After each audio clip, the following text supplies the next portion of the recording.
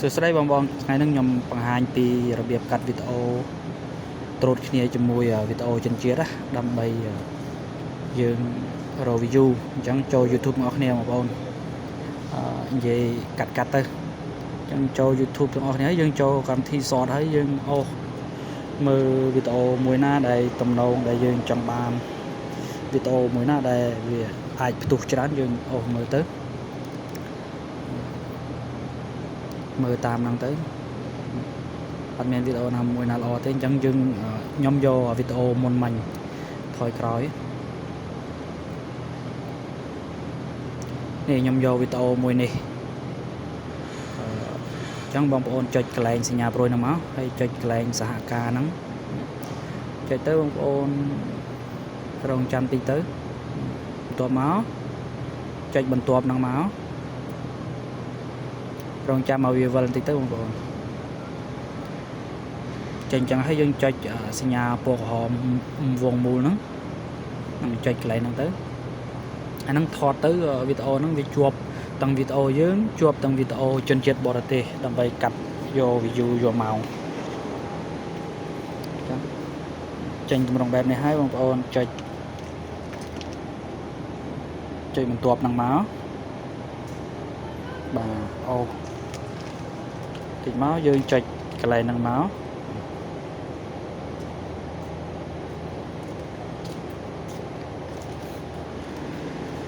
ចុចថយក្រោយវិញមកបងប្អូនហើយយើងចុចដាក់ចុចកន្លែងហ្នឹងមកខ្ញុំអត់សូវចេះនិយាយបងប្អូនហើយបងប្អូនមើលតាមសញ្ញាប្រូនទៅអញ្ចឹងយើងអូសក្រោមមកយើងឃើញហើយយើងចុចកន្លែងហ្នឹងសិនទៅបន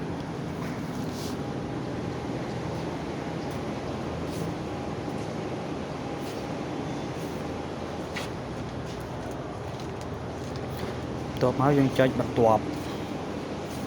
បងប្អូនមើលតាមសញ្ញាប្រួយហ្នឹងទៅស្រួលខ្ញុំវាអត់សូវចេះរៀបរាប់ទេឥឡូវយើងចុចបានចំណុចហ្នឹងហើយយើងមើលសញ្ញាប្រួយពណ៌បៃតងដែលខ្ញុំបង្ហាញចាំតិចទៀតវាលោតទៅហើយព្រោះខ្ញុំវាអត់សូវចេះនិយាយក្បោះក្បាយបងប្អូនប៉ុន្តែមេរៀនហ្នឹងគឺច្បាស់លាស់